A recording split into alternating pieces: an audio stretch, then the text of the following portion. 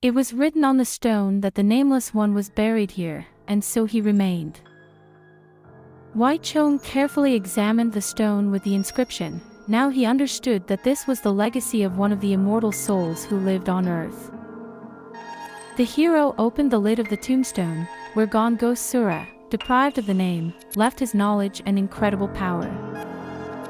The text on the stone said that 2 hours outside is equivalent to 60 years of life in the cave, and only the most worthy, those with strong will and determination, will be able to achieve the result.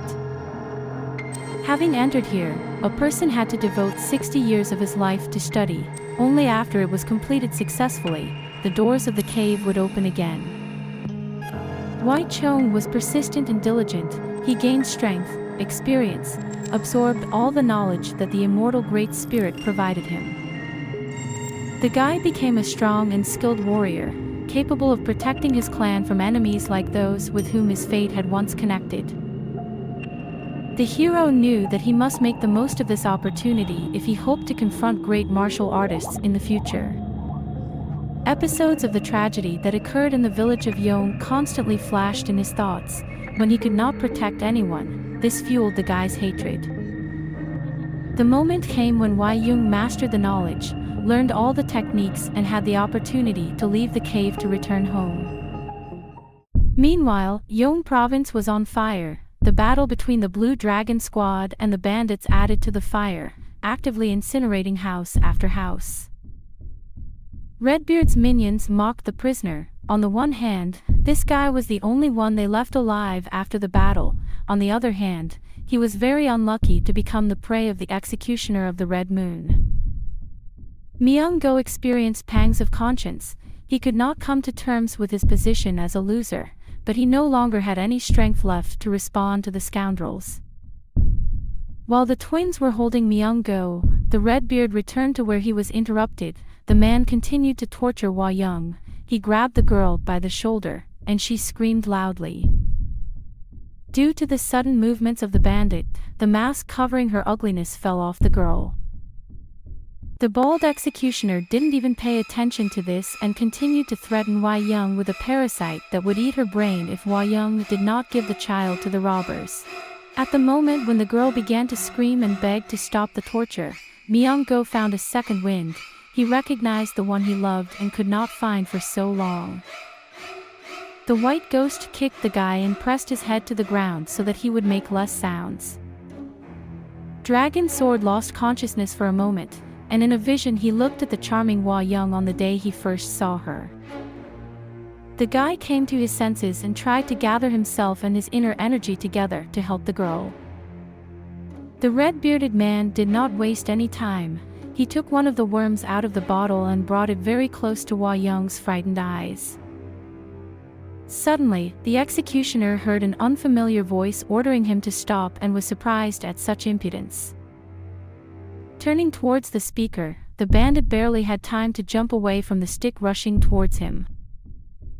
Opposite the red-bearded man stood two men, a giant and a short one. The stick probably belonged to one of them, and the bandit was curious who it was. The great monk folded his palms in a welcoming gesture. Despite the bloodthirstiness of the situation, he remained polite to everyone. The travelers asked how the thugs could still remain human while their actions were similar to the devil's machinations. The red-bearded man stared at the men. From their manner of behavior and speech it was clear that these were the next representatives of Murim, and they also decided to interfere in something other than their own business. The old man in the hat said that the bald executioner is the only one who practices torture here. Isn't the red-bearded one afraid of divine punishment? The man was outraged that some grandfather was making comments to him. He shouted at the traveler and said that they would deal with them too. Myung again put his palm in front of him and said that he accepts the will of the Redbeard and is not going to tolerate the devilry that he has created in this settlement. The twins looked at the great monk in bewilderment. They had heard about this warrior more than once, and it was amazing to see him with their own eyes. The red-bearded man also knew that name. His mentor warned the man about how dangerous each of the representatives of the four, which included Young, was. However, now he had two clever assistants on his side. By combining their strength, the thugs could have a chance of success. The executioner told his minions that in front of them was now one of the great Shaolin monks, and to end the battle with him in victory would mean leaving their names in history. Myung Go saw familiar faces and hastened to warn the travelers that the red-bearded man was one of the most cruel executioners. The guy winced in pain. His wound was serious and without timely help could become irreversible. The grandfather in the hat noticed the guy's poor condition and took his warning into account. The fame of the executioner of the Red Moon spread throughout the world, and the devilish twins were involved in this case. The monk shrugged and asked the old man to take care of the blue dragon boy after the man caught and interrogated the bandits. The trio of thugs stood opposite Myung Go with a smug look, the men thinking that their advantage in numbers would help break the great Shaolin monk. The giant took off his outer clothing, under which one could see the man's huge muscles, trained by many years of practice. The man stretched his stiff muscles and did several energy exercises to disperse qi throughout the body.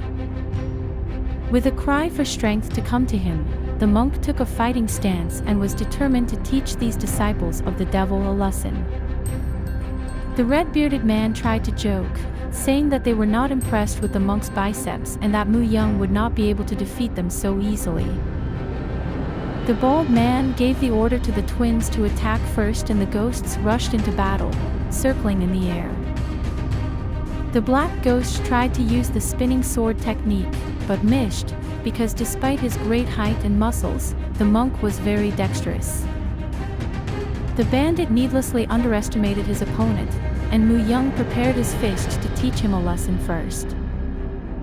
The great monk hit the ghost in the face, and the man's mask shattered into small pieces. The thug himself did several somersaults and fell to the ground, losing consciousness. The red-bearded man opened his mouth in amazement, only before his eyes the black ghost was defeated with one blow. The white ghost was angry. No one could defeat the twins until that day, and what the monk did not fit into his ideal picture of the world. The man wanted to attack, but the bald man asked him to slow down. He would attack next, and when the monk opened, the time of the white ghost would come. The red-bearded man pulled out his huge sword and shouted threats to the monk, but in his thoughts the man hoped that he could defeat the enemy with the help of at least one of the twins. Myung Go looked carefully at the bald man. His aura lit up completely differently. The warrior decided to be more careful with this man. The red-bearded man used his lunar aura technique in battle, and the energy rushed towards the monk in a powerful wave. The blow was really powerful, and the giant barely had time to bend down so as not to take the full power of this energy upon himself. The executioner decided to repeat what he thought was a successful blow and again spun the ring of power around himself. This time the great monk did not dodge, but repelled the attack and told the man to try harder. Out of the corner of his eyes, Myung Go noticed a movement on the right. A white ghost was rushing headlong towards him, trying to attack while the man was busy fighting with his friend. The scoundrel managed to hit the monk with his sword, but Myung Go only swayed, pushing the parasite away.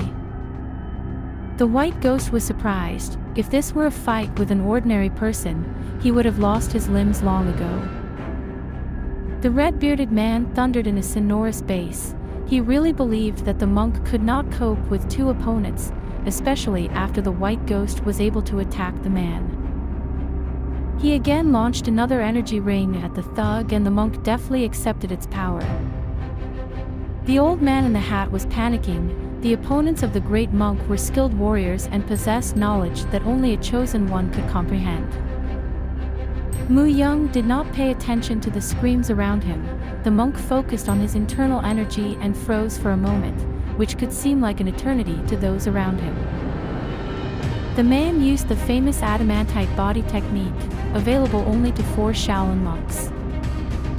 The red-bearded man knew about this legendary technique and he couldn't wait to break through the man's armor to prove his worthlessness. At the same time, the white ghost admired the monk's skill. Just a few movements with his hands gave the man previously unimaginable power. His strength was worthy of admiration.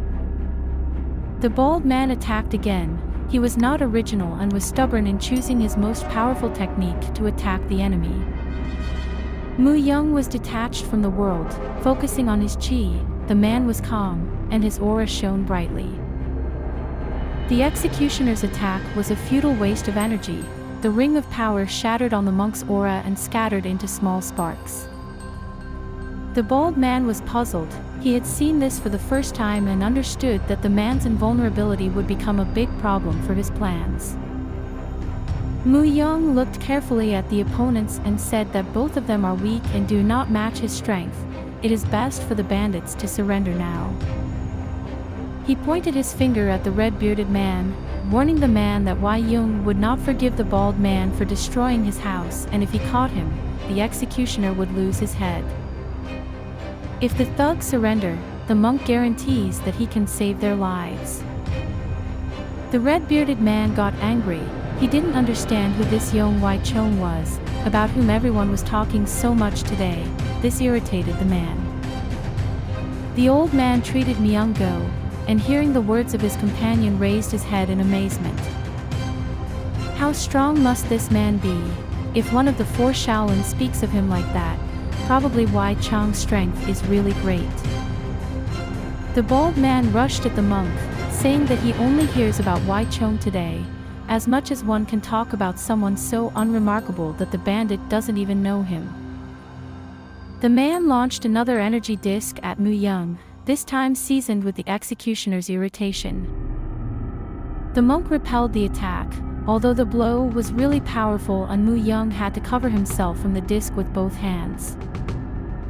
The red-bearded man turned out to be a stubborn opponent, and even without causing significant damage, he confidently stood opposite the monk.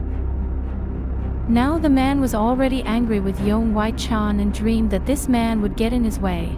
Then the executioner would show the arrogant insolent which of them was truly a dangerous pepper. The monk saw the bald man's condition, but told his rival that he could not speak for the bandit, but even for a great Shaolin monk this guy could be a threat. Hwa Young seemed to the giant to be a very skillful and well-trained warrior, who adopted the experience of an equally strong mentor and matured. Thank you for watching. Don't forget to like, subscribe, and leave comments to help the new video come out as soon as possible. Have a great day.